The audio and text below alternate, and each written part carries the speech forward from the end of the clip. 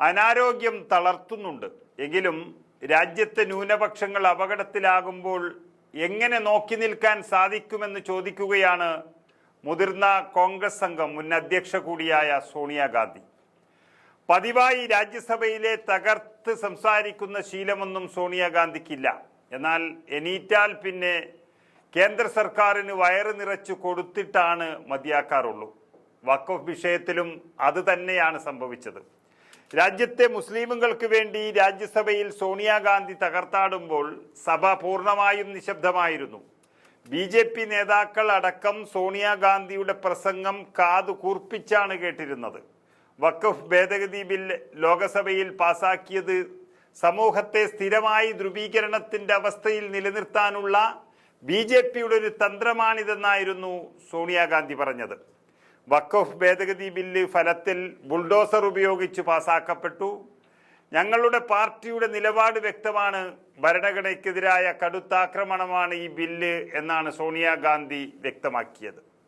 വഖഫ് bill പരിശോധിക്കാൻ രൂപീകരിച്ച സംയുക്ത പാർലമെന്ററി കമ്മിറ്റി പ്രതിപക്ഷത്തിന്റെ നിർദ്ദേശങ്ങൾ അംഗീകരിച്ചിട്ടില്ലെന്നും അവർ നിർദ്ദേശിച്ച 44 ഭേദഗതികൾ നിരസിച്ചുവെന്നും സോണിയാഗാന്ധി ചൂണ്ടിക്കാട്ടുന്നുണ്ട്.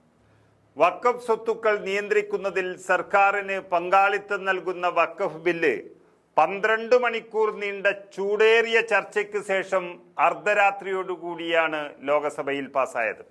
വിദ്യാഭ്യാസമായാലും പൗരാവകാശങ്ങളായാലും സ്വാതന്ത്ര്യമായാലും നമ്മുടെ ഫെഡറൽ ഘടനയായാലും തെരഞ്ഞെടുപ്പ് നടത്തിപ്പ് ആയാലും മോദി സർക്കാർ ഈ രാജ്യത്തെ ഒരു അഗാധ ഗർത്തത്തിലേക്ക് വലിച്ചിടുകയാണെന്നും സോണിയാഗാന്ധി തുറന്നടിച്ചു.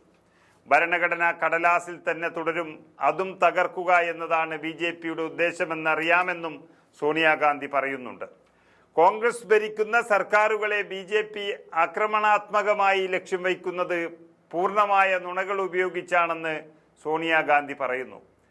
കോൺഗ്രസ് MPമാർ ശക്തമായി പ്രതികരിക്കണമെന്നും BJP ഭരിക്കുന്ന സംസ്ഥാനങ്ങളിൽ പ്രത്യേകിച്ച് ശ്രദ്ധ പതിപ്പിക്കണമെന്നും സോണിയാഗാന്ധി വ്യക്തമാക്കുകയാണ്. നേരത്തെ ലോകസഭയിൽ ബില്ല് അവതരിപ്പിക്കുന്ന വേളയിൽ രാഹുൽ ഗാന്ധി അടക്കമുള്ള നേതാക്കൾ അല്പം പിൻവലിഞ്ഞാണ് നിന്നത്. അവിടെയാണ് സോണിയാഗാന്ധി വ്യത്യസ്തയാകുന്നത്.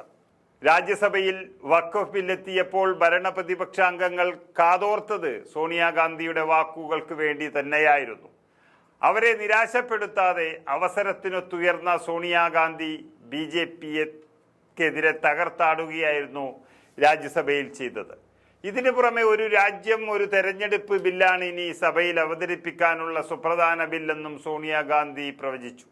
ആ ബില്ലിനെതിരെയും ശക്തമായ പ്രക്ഷോഭം ഇന്ത്യ മുന്നണി നയിക്കണമെന്നും സോണിയാഗാന്ധി നേതാക്കന്മാരെ ഓർമ്മിപ്പിക്കുന്നു. നേരത്തെ പാർലമെന്റിൽ സജീവമായി നിന്ന അവസരങ്ങളിലെല്ലാം തന്നെ ന്യൂനപക്ഷങ്ങളെ സംരക്ഷിക്കുന്ന സമീപനമാണ് സോണിയാഗാന്ധി പുറത്തെടുത്തത്. അനാരോഗ്യം കണക്കിലെടുത്താണ് പാർലമെന്ററി രാഷ്ട്രീയത്തിൽ നിന്ന് സോണിയാഗാന്ധി പടിയിറങ്ങിയത്. പിന്നാലെ കോൺഗ്രസ് രാജ്യസഭയിലേക്ക് അവരെ മാറ്റിയെങ്കിലും അവിടെയും സോണിയാഗാന്ധി ന്യൂനപക്ഷങ്ങളെ ചേർത്ത് പിടിക്കുന്നതാണ് നമ്മൾ കണ്ടത്.